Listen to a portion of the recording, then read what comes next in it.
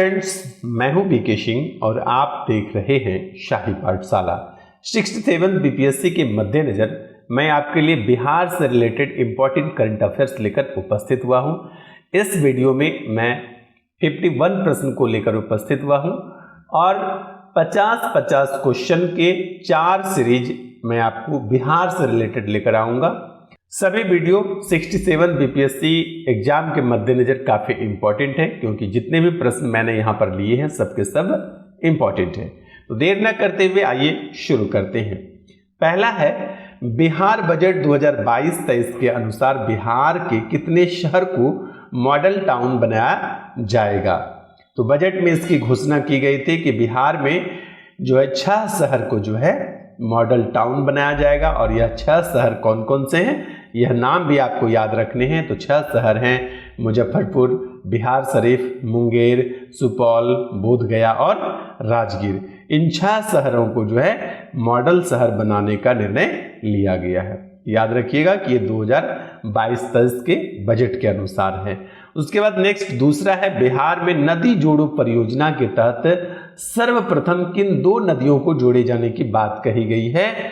तो सर्वप्रथम जिन नदियों को जोड़े जाने की बात कही गई है वो नदियां हैं बूढ़ी गंडक और बागमती। आपको पता होगा कि कोसी की 2 सहायक नदियां हैं, कमला और बागमती।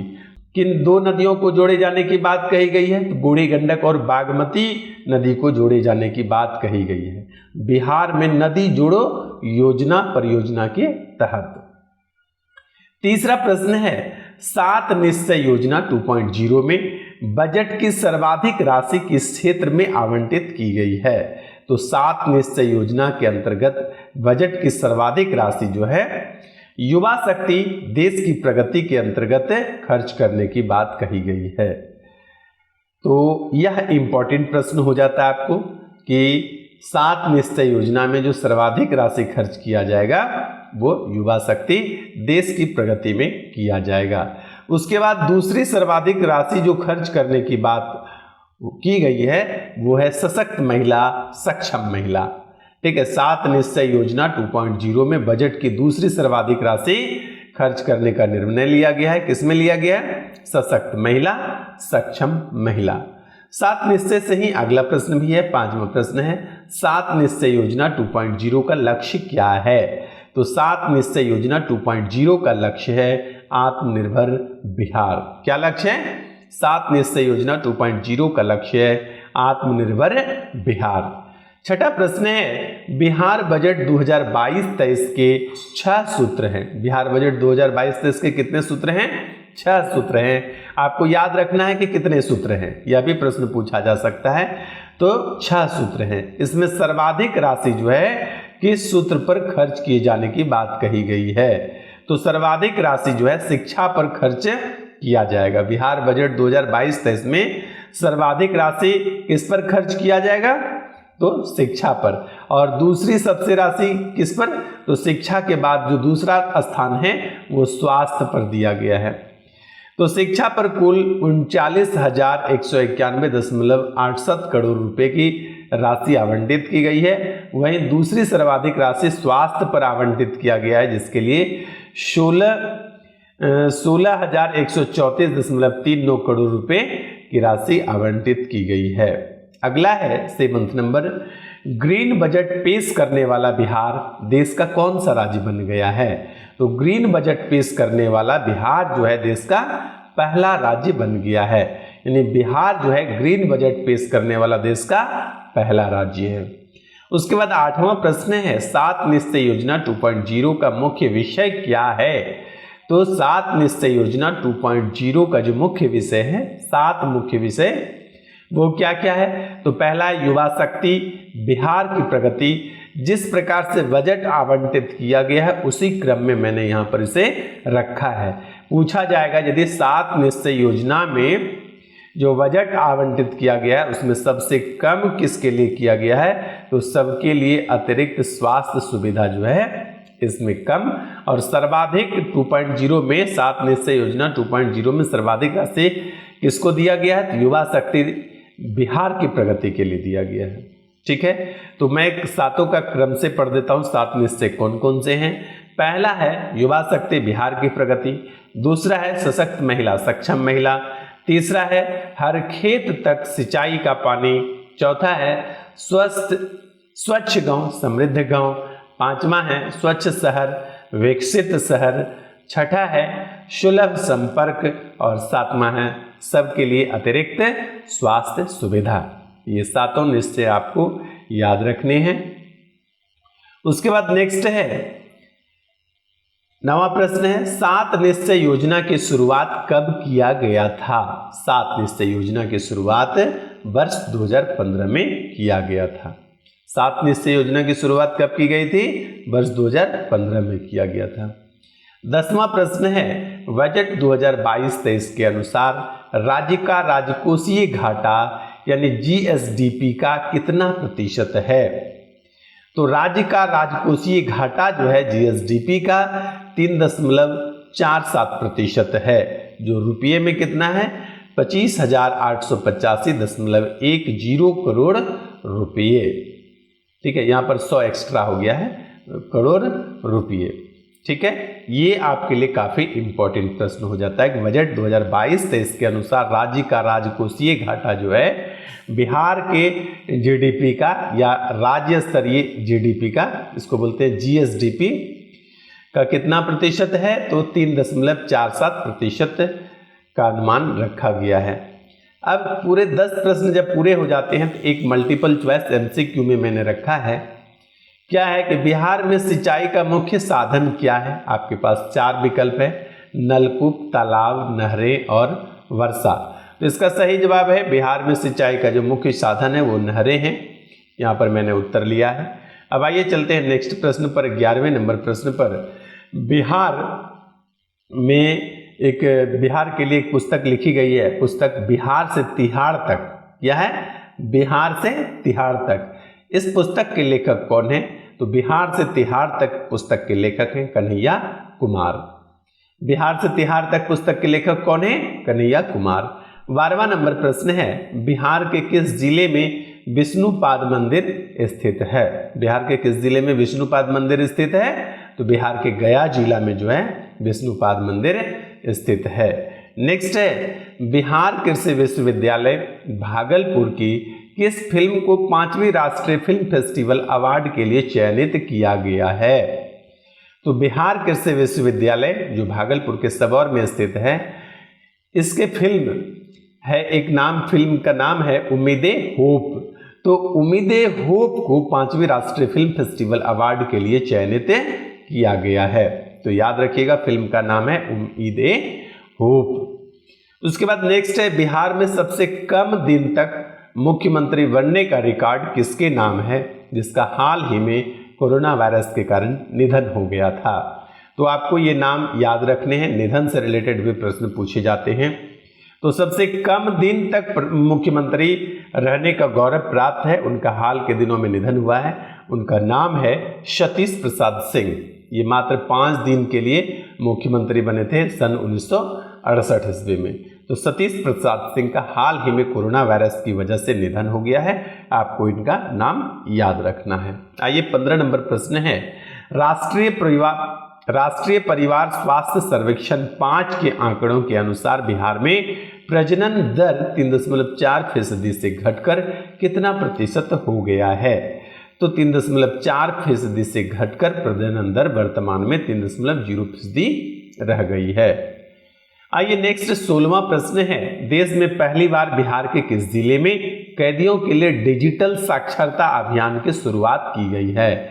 तो देश में पहली बार जो है बिहार के बांका जिले में,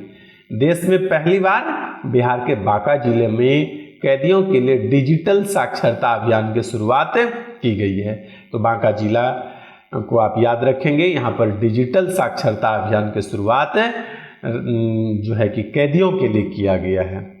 उसके बाद 17वां प्रश्न है आयुर्वेद महापर्व 2021 बिहार के किस जिला में आयोजित किया गया है? तो आयुर्वेद महापर्व 2021 जो है बिहार के नालंदा जिले में इसकी शुरुआत की गई है। ये काफ़ी पॉपुलर प्रश्न हुआ था और उम्मीद है कि यह काफ़ी इंपॉर्टेंट प्रश्न है, पूछा भी जा सकता है। तो याद रखिएगा, आयुर्वेद महापर्व का आयोजन जो है नालंदा जिला में किया गया था। उसके बाद नेक्स्ट है, गर्भवती महिलाओं को उनकी आवश्यकताओं की सारी जानकारी उपलब्ध कराने के लिए कौन सा ऐप प्रारंभ किया गया है। मोबाइल ऐप भी आप कह सकते हैं कि गर्भवती महिलाओं को उसकी आवश्यकताओं की सारी जानकारी उपलब्ध कराने के लिए कौन सा मोबाइल ऐप प्रारंभ किया गया है। मोबाइल ऐप का नाम है वंडर ऐप। कौन सा ऐप? वंडर ऐप जो है गर्भवती महिलाओं को उनकी आवश्यकताओं की सारी जानकारी उपलब्ध कराने के लिए प्रारंभ किया गया है, वंडर ऐप। आइए 19 नंबर प्रश्न है, एक भारत श्रेष्ठ भारत योजना बिहार का जोड़ा जो है किस राज्य के साथ है। एक भारत श्रेष्ठ भारत का योजना जो है, इसमें क्या होता है कि सभी राज्यों का एक दूसरे राज्यों के साथ जोड़ा बना करके कंपैरिजन किया जाता है और उसकी तुलना में उसका विकास किया जाता है। बिहार के साथ जो जोड़ा बनाया गया है वो है त्रिपुरा। ठीक है, एक भारत श्रेष्ठ भारत योजना में बिहार का जोड़ा किस राज्य को बनाया गया है? तो बिहार का जोड़ा जो है त्रिपुरा के साथ बनाया गया है। उसके बाद नेक्स्ट है, देश के पहले लाइट कॉम्बैट एयरक्राफ्ट विमान तेजस की नींव रखने वाली टीम के सदस्य प्रसिद्ध वैज्ञानिक पद्मश्री डॉक्टर मानस बिहारी वर्मा का निधन हो गया है। उनका संबंध बिहार के किस जिला से था? तेजस का जो नींव रखने वाली टीम थी, उस टीम के एक वैज्ञानिक जो बिहार से संबंध रखते हैं, नाम था मानस बिहारी वर्मा। उनका हाल ही में निधन हो गया है। उनका संबंध जो है बिहार के किस जिला से था? तो उनका संबंध जो है बिहार के दरभंगा जिला से था। दरभंगा जिला में बाउर उनके गांव का नाम है, घनश्यामपुर उनका प्रखंड क्षेत्र पड़ता है। याद रखिएगा कि दरभंगा जिला से थे मानस बिहारी वर्मा। तो जब 10 क्वेश्चन पूरे हो जाते हैं, आपको एक MCQ फॉर्म में प्रश्न पूछा जाता है। तो आइए यहाँ पर एक MCQ फॉर्म में प्रश्न पूछा जा रहा है। यहाँ पर उत्तर है, इसलिए मैं यहाँ पर मिटा दे रहा हूँ। नालंदा विश्वविद्यालय की पहचान सर्वप्रथम किसने किया था? आपके पास 4 विकल्प होते हैं, James Prinsep, Alexander Cunningham, Tieffenthaler और फाहियान। तो 4 में से आपको बताने हैं कि नालंदा विश्वविद्यालय की पहचान सर्वप्रथम किसने की। तो सही जवाब होगा अलेक्जेंडर कनिंघम। बी उत्तर आपका सही है, अलेक्जेंडर कनिंघम। यानी नालंदा विश्वविद्यालय की पहचान सर्वप्रथम अलेक्जेंडर कनिंघम ने किया था। 21 प्रश्न है, 21 नंबर, बिहार का कौन सा परंपरागत खिलौना है जो भारतीय खिलौना मेला में प्रदर्शित किया गया? तो बिहार का जो परंपरागत खिलौना है उसको कहते हैं कन्या पुत्री। कन्या पुत्री बिहार के किस क्षेत्र में प्रचलित है? तो चंपारण जिला में जो है प्रचलित है। तो बिहार का जो परंपरागत खिलौना कन्या पुत्री है, इसको भारतीय खिलौना मेला में प्रदर्शित किया गया था। तो कन्या पुत्री को आप याद रखेंगे, चंपारण जिला से संबंधित है खिलौना। प्रसिद्ध परंपरागत खिलौना सिक्की घास का संबंध जो है मधुबनी जिला से है। कन्या पुत्री का संबंध जिस प्रकार से चंपारण जिला से है, उसी प्रकार से परंपरागत खिलौना सिक्की घास का संबंध जो है मधुबनी जिला से है। यह भी आप याद रखेंगे, सिक्की घास का संबंध किस जिला से है? तो मधुबनी जिला से है। अगला क्वेश्चन 22 नंबर है, हाल ही में जारी स्वच्छता सर्वेक्षण 2021 में बिहार का कौन सा स्थान प्राप्त हुआ है? बिहार को कौन सा स्थान प्राप्त हुआ है? तो बिहार को प्राप्त हुआ है 13वां स्थान। याद रखिएगा, स्वच्छता सर्वेक्षण 2021 में बिहार को 13वां स्थान प्राप्त हुआ है। अगला 23वां नंबर प्रश्न है, nature safari glass sky walk का अनावरण कहाँ किया गया है? तो नेचर सफारी का जो अनावरण उद्घाटन किया गया है वह राजगीर में किया गया है। राजगीर नालंदा जिला में ही पड़ता है। तो याद रखिएगा, ग्लास स्काई वॉक या नेचर सफारी का अनावरण जो है राजगीर में किया गया है। क्वेश्चन नंबर 24वां है, बिहार के किस जिला में स्पोर्ट्स यूनिवर्सिटी एवं नेशनल स्टेडियम बनाने को मंजूरी दी गई है? तो बिहार के राजगीर नालंदा जिला में जो है स्पोर्ट यूनिवर्सिटी एवं नेशनल स्टेडियम बनाने को मंजूरी प्रदान की गई है। अगला 25वां नंबर प्रश्न है, बिहार के कौन से 2 शहर हरित ऊर्जा दक्ष शहर बनेगा? तो बिहार का कौन सा 2 शहर? एक राजगीर है, दूसरा बोधगया है। ये दोनों शहर जो है बिहार के या हरित ऊर्जा दक्ष शहर बनाया जाएगा। दोनों शहर के नाम याद रखेंगे, ये एग्जामिनेशन पॉइंट ऑफ दृष्टि से काफ़ी इम्पोर्टेंट है कि कौन सा शहर जो है हरित ऊर्जा दक्ष शहर बनेगा, तो राजगीर और बोधगया। आइए नेक्स्ट प्रश्न 26वां प्रश्न है, बिहार के किस शहर में एक चिड़ियाघर सफारी स्थापित करने की घोषणा की गई है? तो बिहार के राजगीर जिले में जो है चिड़ियाघर सफारी स्थापित करने की घोषणा की गई है। नेचर सफारी, चिड़ियाघर सफारी सभी राजगीर में खोले जाने की घोषणा की गई है। क्वेश्चन नंबर 27 है, बिहार के किस जिला में क्षेत्रीय विज्ञान केंद्र खोला जाएगा? तो बिहार के गया जिला में क्षेत्रीय विज्ञान केंद्र खोला जाएगा। बिहार के गया जिला में क्षेत्रीय विज्ञान केंद्र खोला जाएगा। गया जिला में क्षेत्रीय विज्ञान केंद्र। क्वेश्चन नंबर 28 है, बिहार के किस जिला में महाबोधि संस्कृति केंद्र खोला जाएगा? तो महाबोधि संस्कृति केंद्र चूंकि गया जिला से संबंधित हैं भगवान बुद्ध की जन्मस्थली, इसलिए महाबोधि संस्कृति केंद्र कहाँ खोला जाएगा? गया जिला में ही खोला जाएगा। इसके बाद नेक्स्ट प्रश्न है, बिहार में पर्यटकों के लिए कम्युनिटी हॉल का निर्माण कहाँ किया जाएगा? तो बिहार में पर्यटकों के लिए कम्युनिटी हॉल का निर्माण जो है गया जिले में ही किया जाएगा। कम्युनिटी हॉल याद रखिएगा, कम्युनिटी हॉल का निर्माण जो है गया जिला में किया जाएगा।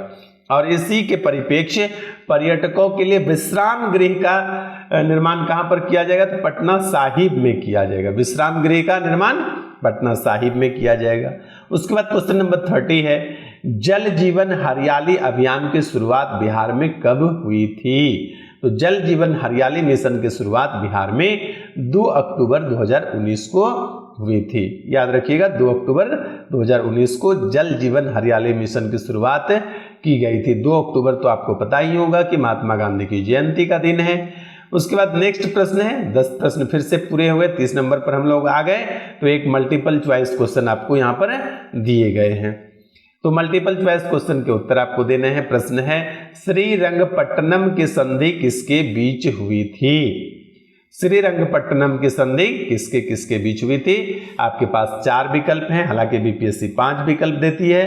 पहला विकल्प है हैदर अली एवं बेलेजली, दूसरा विकल्प है टीपू सुल्तान एवं कर्नवालिस, तीसरा विकल्प है टीपू सुल्तान एवं बेलेजली, और चौथा विकल्प है हैदर अली और कर्नवालिस। तो सही उत्तर है आपका टीपू सुल्तान एवं कर्नवालिस के बीच जो है क्या हुआ था? श्रीरंगपट्टनम की संधि हुई थी। तो याद रखिएगा टीपू सुल्तान और कर्नवालिस के बीच जो है श्रीरंगपट्टनम की संधि हुई थी। अब आइए चलते हैं 31 नंबर प्रश्न पर। किस गांव को राज्य का पहला जैविक कृषि ग्राम बनाने का गौरव हासिल हुआ है? किस गांव को राज्य का पहला जैविक कृषि ग्राम बनाने का गौरव हासिल हुआ है? तो ये केडिया गांव है, जमुई जिला का है केडिया गांव, और केडिया गांव को जो है पहला जैविक कृषि ग्राम बनाने का गौरव हासिल हुआ है। तो जमुई जिला के केडिया गांव को आप बिल्कुल भी नहीं भूलेंगे। उसके बाद 32 नंबर प्रश्न है, सूबे का वह पहला जिला जहां हाइड्रोपोनिक खेती का उत्पादन शुरू किया गया है? कहाँ पर? तालाब में, नीचे मछली और ऊपर सब्जी। हाइड्रोपोनिक खेती की शुरुआत जो है तालाब में की गई है, नीचे मछली ऊपर सब्जी का उत्पादन सहरसा जिले के कहरा प्रखंड के बनगांव और बनहट्टा के रमोती गांव में किया गया है। ठीक है, सहरसा जिले के कहरा प्रखंड के बनगांव और नवहट्टा के रमोती जिले में किया गया है। अब अगला 33वां नंबर प्रश्न है, बिहार त्रिस्तरीय पंचायत चुनाव कुल कितने चरणों में संपन्न हुआ था? यह प्रश्न जो है आपसे पूछा भी जा सकता है, नहीं भी पूछा जा सकता है, लेकिन आपको करंट अफेयर से रिलेटेड जितने प्रश्न दिए जा रहे हैं, ऐसा माना गया है ये सारे क्वेश्चंस जो हैं इंपॉर्टेंट हैं। तो बिहार त्रिस्तरीय पंचायत चुनाव जो पिछले वर्षों दिसंबर महीने में संपन्न हुआ, उस 11 चरणों में जो है संपन्न हुआ था। 11 चरणों में चुनाव संपन्न कराया गया था। उसके बाद अगला प्रश्न है 34 नंबर है, कक्षा 6 से 12वीं तक की पढ़ाई करने के लिए मोबाइल ऐप क्या नाम है? मेरा मोबाइल मेरा विद्यालय। मेरा मोबाइल मेरा विद्यालय किस कार्यक्रम के तहत जारी किया गया है? तो ये है उन्नयन कार्यक्रम बिहार। यह भी प्रश्न पूछा जाता है कि उन्नयन कार्यक्रम बिहार के तहत मेरा मोबाइल मेरा विद्यालय कार्यक्रम की शुरुआत जो है किस कक्षा से किस कक्षा तक के विद्यार्थियों के लिए किया गया है?